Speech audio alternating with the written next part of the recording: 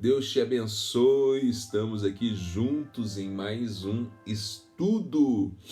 Hoje estamos estudando aqui este livro, Liderança com Propósito, Pastor Rick Warren. Estamos no primeiro capítulo. Nós já fizemos na primeira aula, na segunda-feira, né? Para aqueles que acompanham ao vivo, já a metade do primeiro capítulo, e hoje eu quero abordar mais esse contexto, olhando diretamente um estudo bíblico mesmo, a respeito aí desses princípios de liderança na vida de Neemias. Deus abençoe a todos que vão acompanhar e que Deus possa falar contigo de uma forma muito especial. Apresentei para todos, né, essa Bíblia aqui, ó, que top, olha que capa bonita, olha o estilo dela. Eu acho muito legal. Você pode abrir, pode usar ela desse jeito, pode usar do jeito que você quiser. E o que é legal é que ela tem esse espaço para anotação.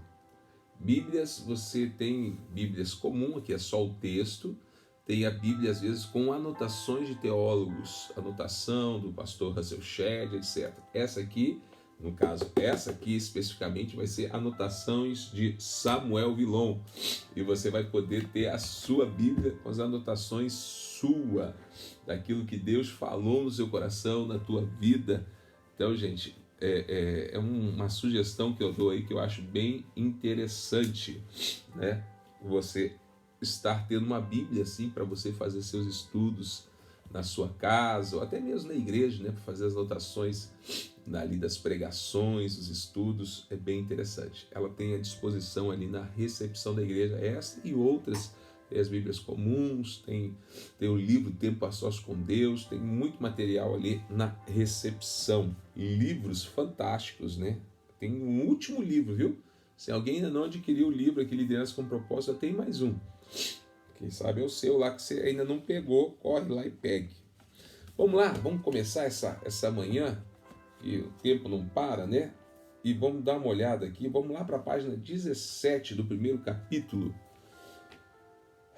Segunda-feira nós falamos um pouco aqui sobre definições de liderança, né? Eu achei uma das coisas que eu achei muito interessante, que ele citou que dentro dos temperamentos, Deus usa você para liderar independente do temperamento. Porque tem gente que fala assim, mas eu sou muito melancólico, né? E o líder é aquele que é sanguíneo, é aquele que corre atrás, que faz acontecer. É um perfil de liderança o sanguíneo, sem dúvida nenhuma, né? Ele tem mais facilidade. Mas o teu temperamento não te impede de ser um líder, Então, nós vemos, Paulo era colérico, Pedro era sanguíneo, Moisés era melancólico e Abraão era fleumático. E todos os grandes líderes. Então, nada impede você de ser um grande líder. Importante você deixar o teu temperamento ser transformado pelo Espírito Santo. É um outro livro que eu indico, se você tem dificuldades nessa questão do temperamento, né? O seu temperamento transformado pelo Espírito. É um livro que me ajudou muito, me ajudou demais, porque eu tinha dificuldades também com o meu temperamento. Sempre fui muito tímido, sempre fui muito fechado. Dificuldades não só de falar em público, mas de conversar com pessoas. Eu fugia das pessoas, né? Eu tinha medo de conversar com as pessoas. E eu era, isso é interessante, porque eu era mal interpretado. As pessoas achavam que eu era orgulhoso. E na verdade eu era tímido, né? Porque eu não me relacionava, eu não conversava. E as pessoas diziam, o Samuel tem o rei na barriga, o Samuel é orgulhoso demais. E na verdade era a timidez que me consumia, me fazia mal. Teve um momento que eu cheguei a entrar, né, num princípio assim, até de depressão mesmo por causa da timidez. Onde eu chorava muito por não conseguir me relacionar, ter amigos, fazer amizades, nada. Vivia fugindo de tudo e de todos. Deus transformou, né, esse meu temperamento, graças a Deus, o Espírito Santo assim faz. Vamos lá? Aí eu quero hoje ir lá para o contexto histórico do livro de Neemias e da história de Neemias. Então, se você tem a Bíblia, você pode abrir aí no livro de Neemias. E é interessante que como ele dá esse título, né, para o livro de Neemias. Ele diz que você está lendo um diário de Neemias, né, um diário dele. Neemias escreve o seu diário, o que estava acontecendo, como que ele estava se comportando. Então nós vemos aqui um diário de Neemias, certo? Qual o contexto histórico? Você entende que é muito importante a gente entender a Bíblia como um todo, certo? Porque às vezes você compreende a Bíblia através de pregações que você já ouviu. Ouviu uma pregação sobre Davi, aí você sabe que existiu um rei que foi chamado Davi. Você ouviu uma pregação falando de Moisés, que libertou o povo de Israel do Egito, né? Você ouve uma outra pregação de Elias, que foi um profeta tal, que enfrentou ali, né, os profetas de Baal. Aí, ok, você tem vários personagens em várias histórias a respeito dele. Mas e a linha que une essas pessoas? A ordem cronológica disso, essa visão da história da Bíblia. É importante você ter isso. Já que agora a gente vai falar, né, mais da Bíblia, estudarmos mais a Bíblia, é importante entender isso. Vamos lá, então, você entender pelo menos um pouquinho já desse contexto aqui do livro de Neemias, o contexto histórico. Você sabe que por um longo tempo, a gente chama na era patriarcal, né, não havia a nação em si de Israel, mas os patriarcas. Até que chega lá Jacó, né, com o seu filho José, que vai para o Egito. Lá há uma grande prosperidade, seus 12 filhos, e desses 12 se tornam 12 tribos, né, uma grande multidão através desses 12 que ali surgiram e que formam as 12 tribos de Israel. Por isso que Jacó foi mudado o seu nome para Israel e se tornou então a nação de Israel. Moisés liberta esse povo, né? Aí entra o livro de Êxodo, liberta, passa pelo deserto, essa grande multidão que passa agora a ser um país, né? Moisés foi um grande legislador, torna-se um país. Ok, Moisés morre no deserto, vem Josué. Então nós vemos ali as conquistas, né, de Josué, guerreando, conquistando a terra que eles iriam habitar, enfim, vão morar, permanecer naquele local. E vem então o livro de Juízes, aonde não havia um líder, porque Deus era o líder, Deus reinava sobre eles. Então entravam juízes que julgavam Israel, eram usados por Deus para julgar Israel. Israel ficava nessa roda gigante. Uma hora eles obedeciam a Deus e prosperavam, outra hora desobedeciam a Deus e iam para guerras, para pobreza, para miséria, e ficavam nessa roda gigante. É o tempo de Juízes, certo? Até que chega um momento que o povo começa a clamar por um rei, começa a clamar: nós queremos ter um rei. Entra o profeta Samuel, que Deus o chama para ungir então um rei, ainda que Deus meio contrariado, ele queria reinar. Ele fala: ok, vocês querem um líder humano, vocês estão, né, enfim, querem seguir os mesmos moldes, né, de outras nações, vamos conceder um rei. E ungiu Saul para ser esse primeiro rei de Israel. Até então Israel nunca teve um rei.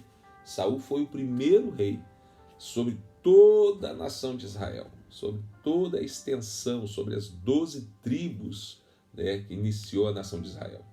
Veio Saul. Saul ele tem o seu coração corrompido e é deposto do trono. Deus tira a sua presença, a sua unção da vida dele, porque o coração dele corrompeu, e Deus chama Samuel, o profeta, para ungir um novo rei. Veio Davi agora reinando sobre Israel. Davi foi um excelente rei, um homem segundo o coração de Deus. Mas Davi passa, entra o seu filho Salomão, que já começa um declínio, começa a cair, ele se corrompe. Salomão é conhecido pela sua sabedoria, mas ao mesmo tempo também foi conhecido por sua entrega aos prazeres, às mulheres, né? Diz a Bíblia que havia 1000 mulheres, né? Concubinas, etc. Só que ele ia buscando, e naquele tempo ia fazendo alianças com os povos para manter a paz, casando com as filhas dos reis dos outros povos, fazendo assim alianças. E começou a casar com um monte de mulher de outras nações, de outros povos, e automaticamente outros povos que tinham outras religiões, outros deuses. E essas mulheres vinham trazendo seus deuses. E isso foi tirando ali a bênção de Deus sobre a nação de Israel, porque começou a entrar essas idolatrias. Salomão passa, entra o seu filho, né? O reinado vinha de uma forma assim de pai para filho, só que o reino se divide, né? Já nos filhos de Salomão, o reino se divide em dois. Aí é onde a Bíblia chama de reino do norte e reino do sul. 10 tribos ficaram com o reino do norte, 2 tribos no reino do sul. Só para você entender essa visão geralzona assim, certo? Eu acho que é importante você entender isso. E permanece assim por algum tempo, reino do norte e reino do sul. Então você vai ver ali nos livros de reis que existe essa diferença, 2 reis ao mesmo tempo, e profetas que profetizavam, né, no mesmo tempo. Havia inclusive 2 capitais, havia Samaria, por isso essa grande disputa, né? Os judeus né, tinham uma rejeição com os samaritanos, porque lá em Samaria era a capital do reino do norte. Lá eles construíram um outro templo, faziam suas atividades lá de adoração naquele local. E o reino do sul, que tinha Jerusalém como capital, onde Salomão construiu o templo. Ali estava o templo, né, o templo de Salomão, que Davi sonhou. O que acontece? Primeira destruição foi do reino do norte. Vieram os assírios. A Síria era a grande potência da época. Imagina, potência mundial, bélica, de guerra. E eles vieram e devastaram, destruíram por completo o reino do norte. Levaram alguns para morar lá como escravos, e alguns fugiram para o Egito, e se perdeu o reino do norte. Por isso que hoje são chamados judeus, porque eles ficaram com o reino do sul, que permaneceu, que era onde tinha a tribo de Judá. O reino do norte perdeu a sua essência, a sua pureza, misturando com outros povos. O reino de Assíria, então, a história nos conta isso, era a grande potência. Havia uma província dentro de Assíria chamada Babilônia, né, que se torna também grande, forte e se rebela contra a Síria e conquista a Síria. E agora a Babilônia se torna a potência mundial, não mais a Síria. E Babilônia faz a mesma coisa, vem conquistando povos, derrotando reinos que estavam ao seu redor. Aí chegou a vez de o reino do sul ser destruído. Interessante que Jeremias é conhecido como profeta chorão, né? Se você ler o livro de Jeremias, está dentro desse contexto. Jeremias profetizava para que o reino do sul se arrependesse, para que não viesse o exílio, a prisão da Babilônia, onde durante 70 anos os judeus ficaram escravos, ficaram presos na Babilônia. Então, Jeremias profetizava para que isso não acontecesse, para que o povo se arrependesse e ninguém ouvia. Então ele chorava muito, se lamentava demais. Foram levados para a Babilônia, aí entra a história de Daniel, né, na Babilônia, foram levados para lá. Depois de 70 anos, entra Neemias, finalmente, vamos lá, entra Neemias. No ano de 586, estou lá na página 17, se você estiver comigo, Jerusalém foi destruída. Jerusalém era a capital do reino do sul, o templo ficava em Jerusalém, foi tudo destruído, os muros, porque a cidade ela é sempre cercada por muros para sua segurança, foram destruídos, né? Babilônia destruiu por completo. Foram levados para lá então judeus, entra Sadraque, Mesaque e Abidnego, né, que nós conhecemos tanto a história deles, Daniel, enfim, esses personagens. Depois de 70 anos, ou nesse caminho aí dos 70 anos, começa o retorno do povo de Israel para Jerusalém. O primeiro retorno nós vemos no livro de Esdras. Jornada Feliz, lembra a nossa campanha Jornada Feliz? É o primeiro retorno.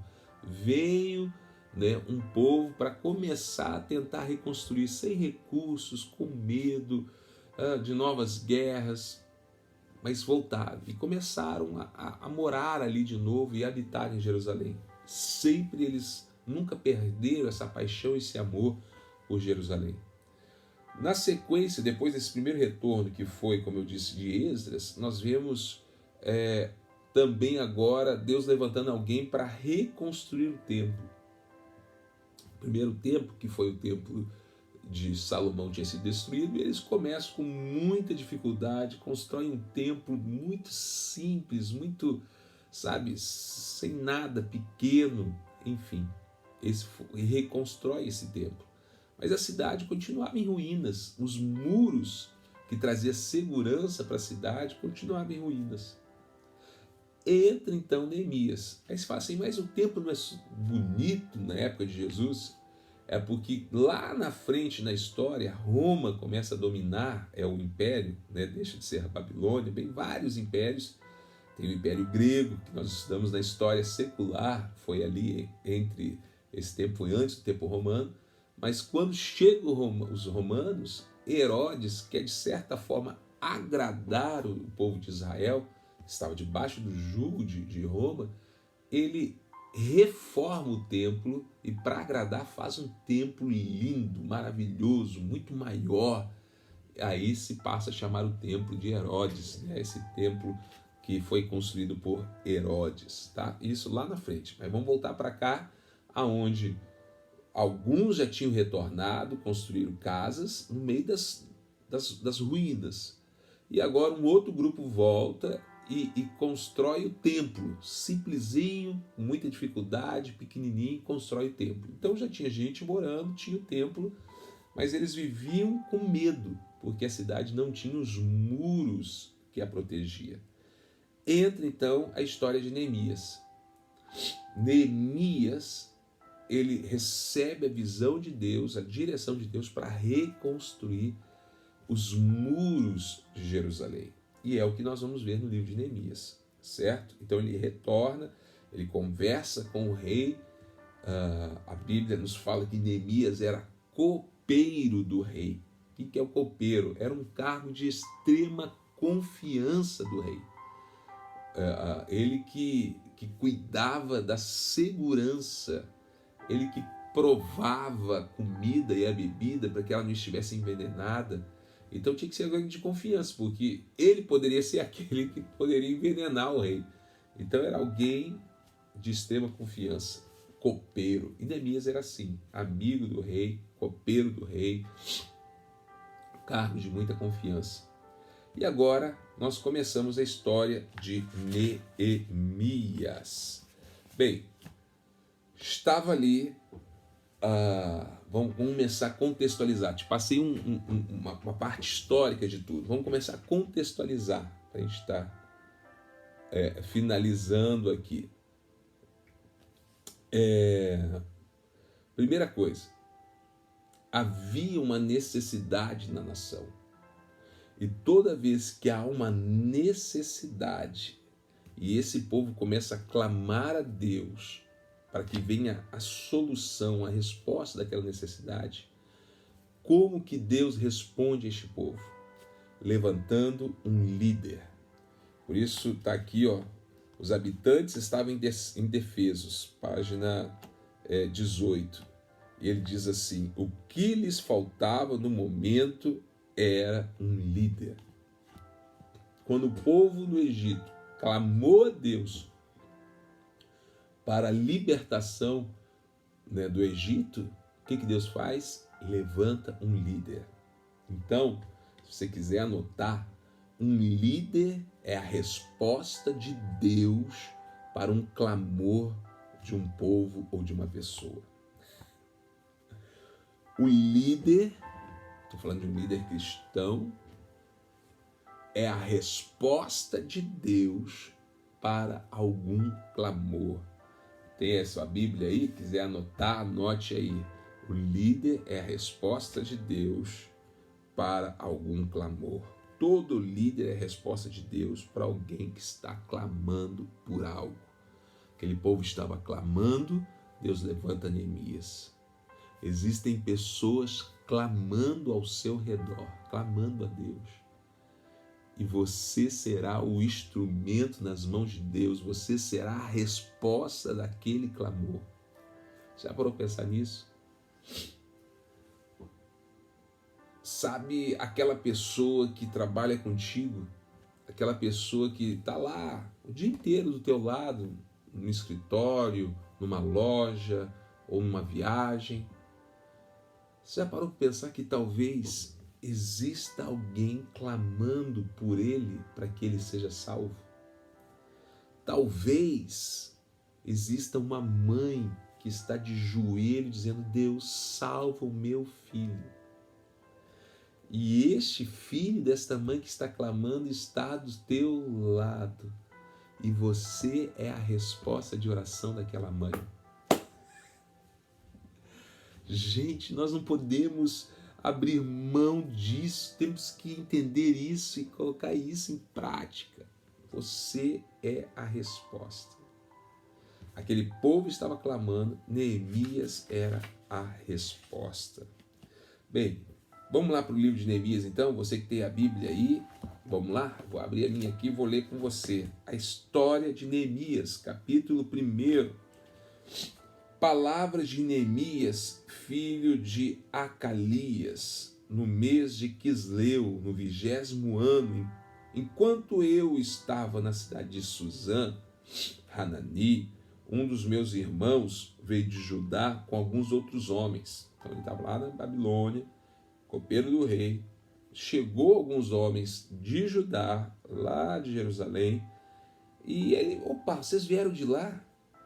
Perguntei acerca dos judeus que restaram, os sobreviventes do cativeiro, e também sobre Jerusalém como estava.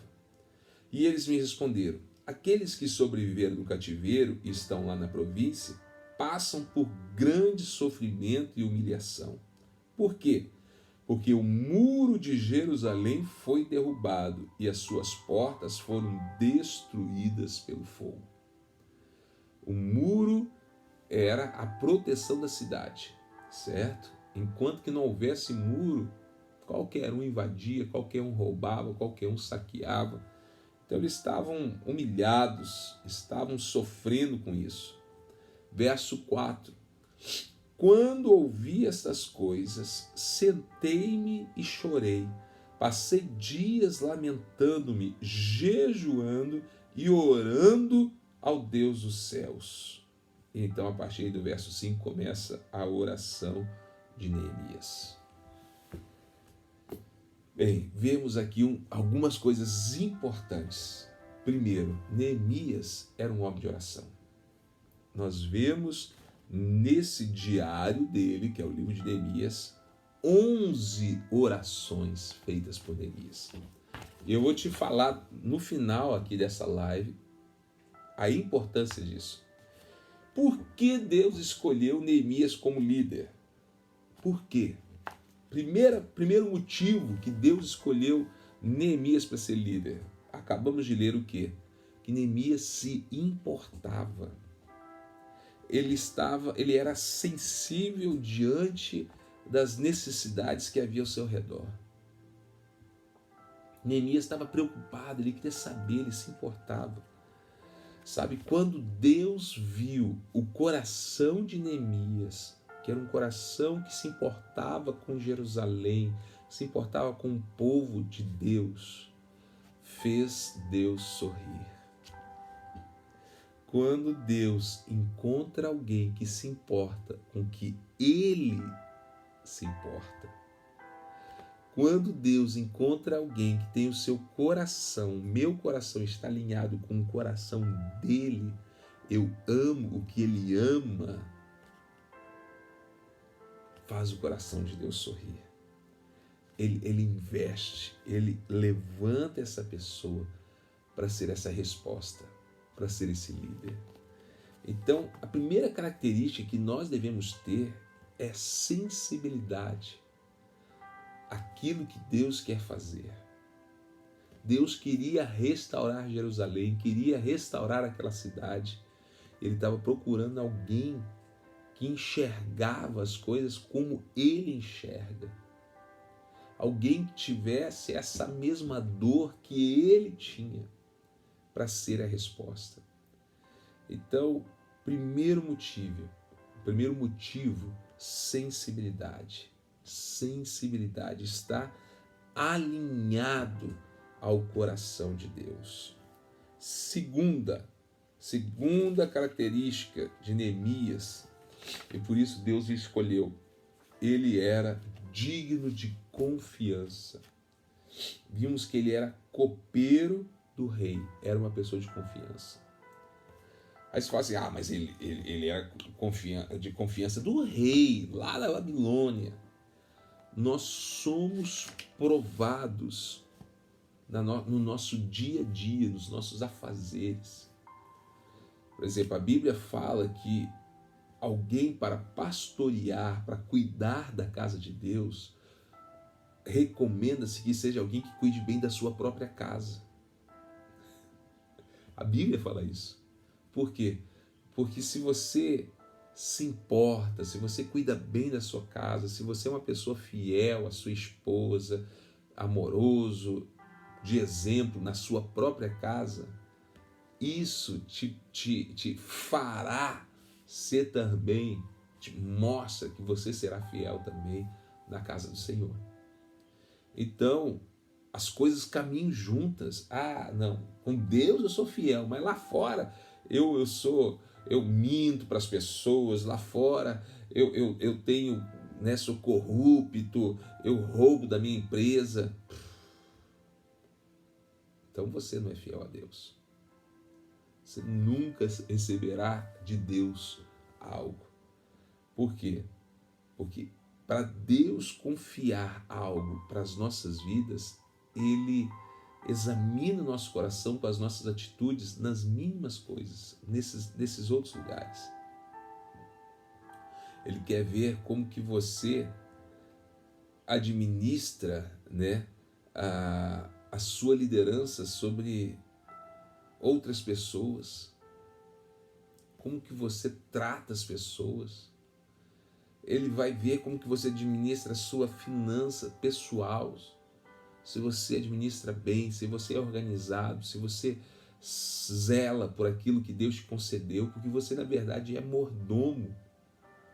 Então, antes de nos confiar um ministério próprio, Ele quer ver como nós nos comportamos diante também da liderança de outras pessoas.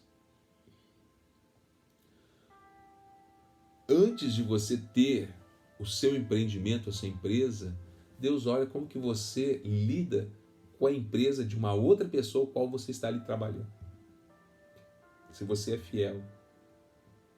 Antes de você ter a sua própria igreja, você tem um chamado, antes de você ser pastor daquela igreja, Deus examina como que você se comporta no ministério onde uma outra pessoa é pastora. Está entendendo?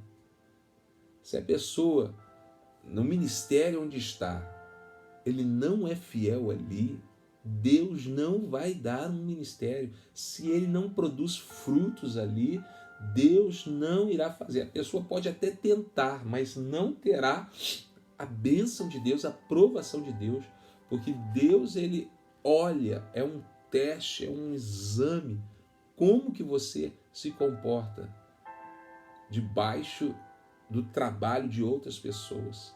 Se você é submisso. Hoje as pessoas não querem mais ser submissas, as pessoas querem serem independentes, terem suas próprias verdades. Terceiro e último, Neemias era disposto. Então, 3 características. Porque Deus escolheu Neemias, porque ele era sensível, ele era alinhado às necessidades, tinha um coração segundo o coração de Deus. Segundo, ele era digno de confiança, ele foi fiel lá no meio da Babilônia, lá ele tinha todos os motivos para não ser fiel. Foi levado como escravo, ou nasceu lá já como escravo, né? Porque muitos nasceram lá. Mas foi fiel naquilo que ele fazia, ele era fiel ao rei da Babilônia. Então, Deus procura pessoas que sejam confiáveis, dignas de confiança. E terceiro, Deus procura pessoas que sejam dispostas. Porque hoje, não, tô meio sem tempo, tô apertado, não posso, não consigo, mas quem sabe amanhã eu ajudo. Ei, disposição, disponibilidade. Deus busca credibilidade, muito mais do que capacidade. Deus busca credibilidade, pessoas que sejam dignas, pessoas que sejam honrosas, né? Que todo mundo sabe que aquela pessoa é uma pessoa de palavra. Credibilidade, confiabilidade, podemos confiar, e disponibilidade, certo? Disponibilidade. Hoje é um tempo em que as pessoas não estão mais disponíveis e Deus busca disponibilidade, aquele que busca em primeiro lugar o reino de Deus. Você quer ser um líder? Seja disponível. Deus não busca nos líderes capacidade tanto quanto busca credibilidade, confiabilidade e disponibilidade. Encerro aqui. Nada acontece enquanto não houver quem providencie uma liderança para executar. Tudo pode ser edificado ou destruído de acordo com os líderes. Forte isso, hein? Tudo pode ser edificado ou destruído de acordo com os líderes. Deus quer te usar como líder no seu lar, nos seus negócios e na sua igreja. Eu falei algo que não está aqui. A principal pessoa que você precisa liderar é você mesmo. Liderar as suas emoções, liderar os seus pensamentos. Você precisa tomar essa direção. Pessoas perdidas hoje nas suas emoções. Lidere você mesmo. Eu não tenho ninguém para liderar. Lidere você mesmo. Deus quer te usar então como líder no seu lar, no seu negócio e na sua igreja. Você está disposto a deixar que Deus te use? Você está pronto para a liderança? Fica aí a pergunta. Gente, estou encerrando, mas fica aqui no finalzinho do capítulo, tem 2 exercícios. Primeiro, reflexões. Vem aí várias perguntas para você tirar um tempo a sós com Deus e fazer essas perguntas para você mesmo, responder para você. E depois, uma aplicação, um guia de aplicação. Como é legal isso aqui, um guia de aplicação.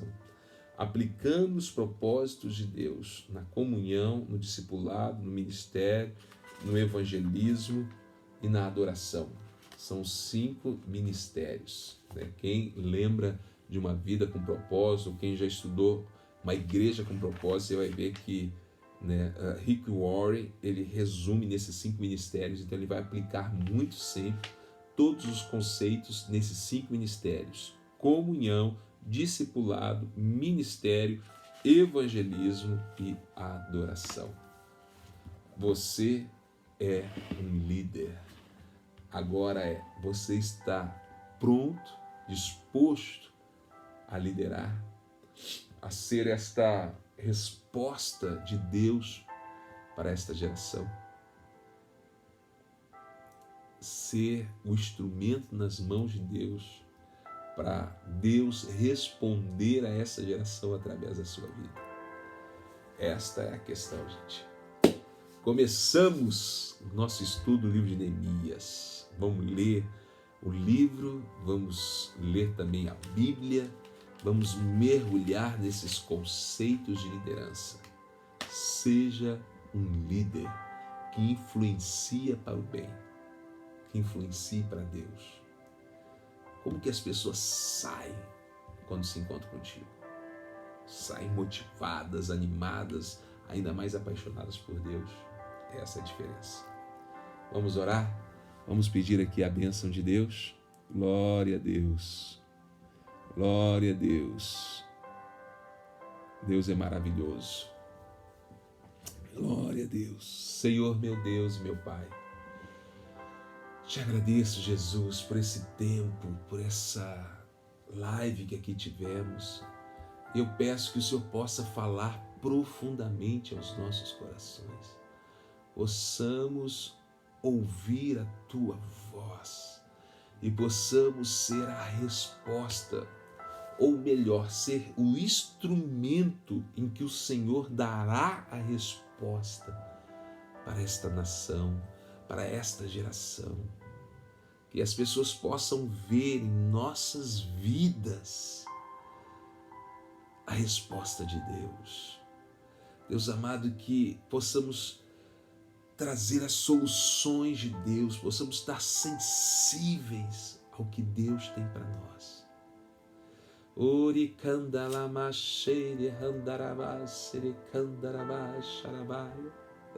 Vem, vem Espírito, enche nossas vidas, enche nossos corações.